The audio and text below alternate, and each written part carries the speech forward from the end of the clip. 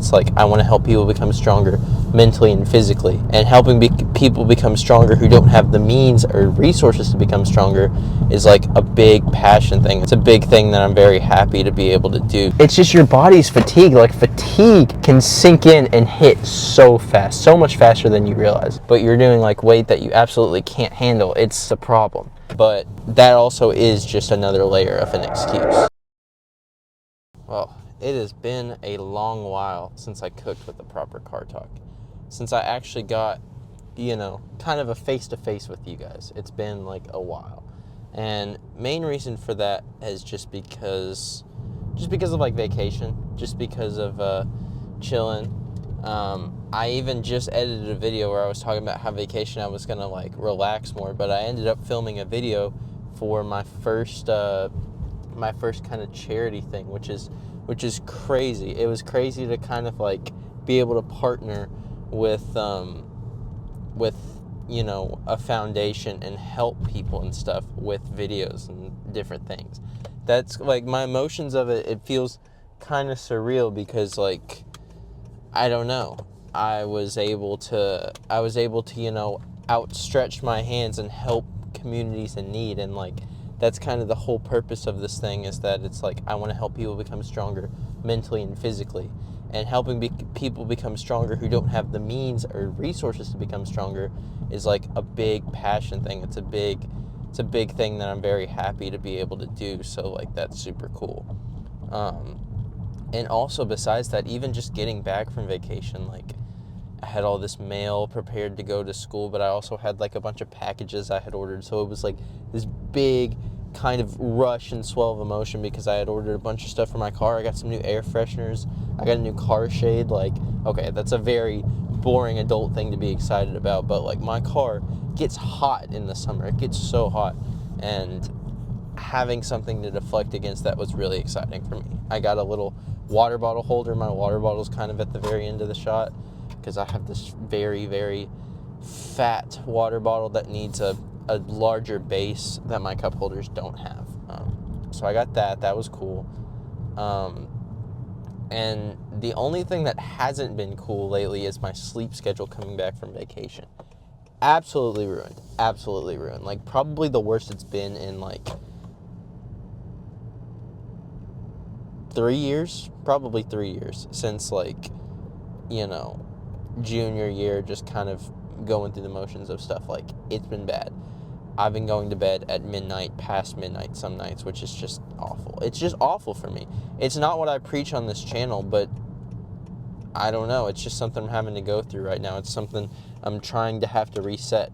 And the good thing about it is that I have work to hold me accountable for that. I have work to get up for and stuff. So my sleep schedule will slowly go back to normal. And once it's at college, it'll be full normal. But when you're at home, when you're living with family, when you're trying to catch up with people all the time, realistically, a 10:30 bedtime and getting up at 6:30 in the morning isn't always realistic or attainable. It's just like, it's not something I can consistently do when I'm trying to be there for people in my life constantly. But, that also is just another layer of an excuse.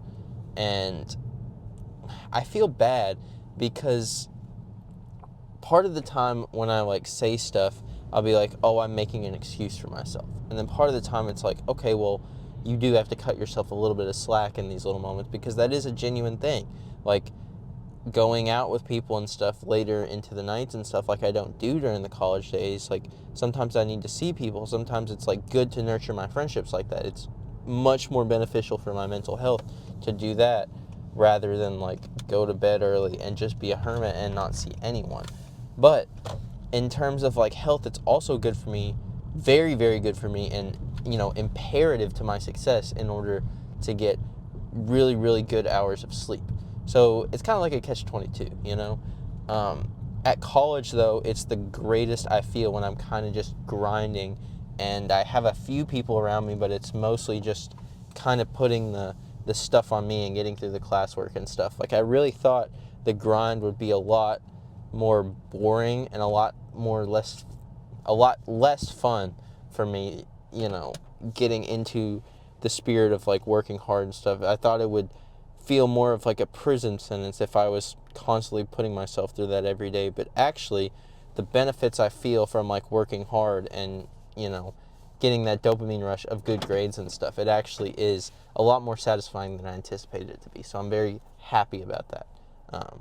But today I got back and biceps. I have a little bit of a chest workout to finish that I missed. So we're going to be in the gym for a decent bit of time. So I'm going to go in there, try to get everything done.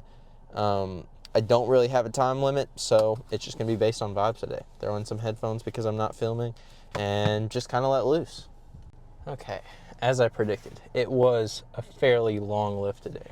A fairly good series of events of really just putting back and biceps into motion. I feel like there's a lot of cars pulling out right beside me. I feel like there is a sweet spot that I need to find for the gym. There's like, redo it. 3, 2, 1. Well, as I predicted, there really was like, no, redo it. 3, 2, 1. As I predicted, very long lift today, much longer than I usually do.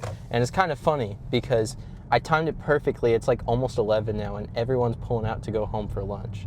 Go home, get a shower, get some lunch, which, same thing that I'm doing. But really, like, it was busy in there today. It's, what is it, Tuesday? It's just a Tuesday, but everyone was really like pulling up, showing out for all the gym moves today, and I feel like that helped me have a little bit more energy going into like, a longer lift. Back and biceps, did everything, was very happy with pull-ups. That was the first thing I did. That was what I felt like was the standout for the day. What wasn't the standout was I put dumbbell shrugs in, which I usually do on my chest day, but I left out the other day, so I did that, and I was faltering. I was completely dead. And it makes me come back to a theory where I really feel like there is a sweet spot for lifting, or there's a sweet spot for hitting hypertrophy. I feel like there's a moment where, you just reach this window of growth where it's like any more and you're just kind of pushing your body to this fatigue state where it's not really going to grow that much more. Yeah, it's going to be extra weight pushed on. Yeah, your body will get a bit more used to it. But there's a point where it's like it's just giving up. Or it's the point where you go back to your normal weight and like the weight that you did and can do pretty consistently turns into ego lifting. And that's when it turns into like these huge dips on your logs. At least on my logs, they turn into these huge dips. And I'm like, whoa, where did this like come from? It shouldn't be dipping this hard. And the reality is, it isn't really dipping. Like the total volume of weight, it isn't dipping that much. It's just your body's fatigue. Like fatigue can sink in and hit so fast, so much faster than you realize. And that's what happened on dumbbell shrugs to me today. I mean, it is the heaviest dumbbell movement that I do. I'm holding 80s on each hand, and I did fine with it, last 2 or 3 times since the increase up to 80s. I've been doing fine. Worked my way up to 12 and was ready to do 12, and then I just I got to 10, and then I couldn't get it up. And then I tried to do 10 during the second set, and it turned into 8. And then suddenly I only got 5 of the 80s on the third set, and it was like, yeah, I'm hitting fatigue. I can't keep doing it. Like I was going to do another chest thing, but I was like, I got to head home. I'm done. And that sweet spot for me was around an hour and 30 minutes. I think it was actually setting foot in the gym and getting onto a machine. It was like an hour and 23 minutes, but it was almost an hour 45, all in with the drive and stuff calculated. So I was kind of breaking that down and being like, okay, what's the best sweet spot for me? And back and biceps is usually a shorter lift for me. Most of the time, if I ever hit an hour and 30 lift, it usually comes down to legs, because legs takes a lot of time to set up. It's not the act of doing the legs, it's just setting up, Squat especially takes a decent bit of time. Squat is usually a 20-minute ordeal, unless it's already preset. If I had a rack at home, it probably would be a little bit easier kind of setting it up, because it would already be set at the same heights. But setting that up, setting Smith machine up for calf raises and stuff, it takes a bit.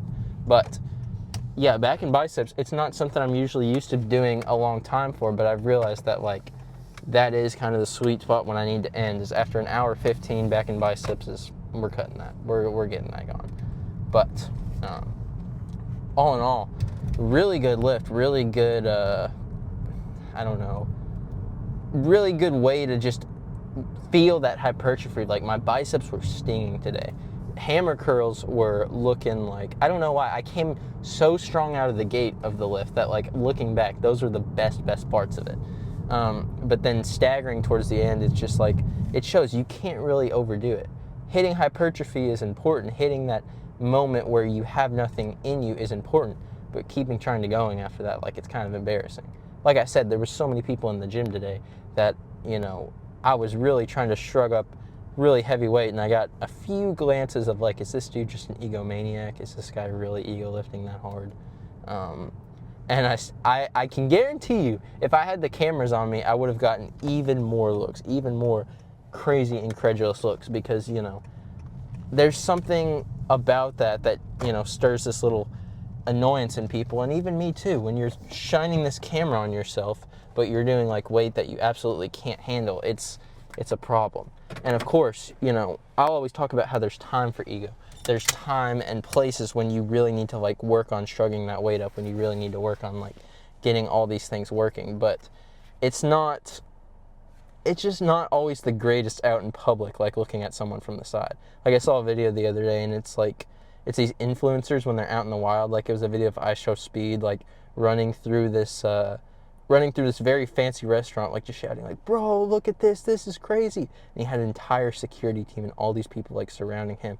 And it was just like an army marching through, and, like, on camera it looks great, but around, these people were trying to have, like, a quiet dinner, and they were just kind of like, all these women were in, like, really fancy, elegant dresses, and all the guys were in, like, beautiful full suits. Like, it was crazy. It was a new level of, like, I don't know, it was some type of, like, elegant thing I had never even seen before, but it was like the concept of an influencer moving through it and just ruining the vibes of the evening or whatever was going on. It was kind of strange. It shows you that, like, you really have to be mindful of the camera and stuff, and I really try to do that. But yeah, I definitely need those ego-filled moments to keep me in perspective of what I'm doing right, keep me in perspective of what I need to avoid, and keep me in perspective of, like, what's just totally wrong, what I need to cut out.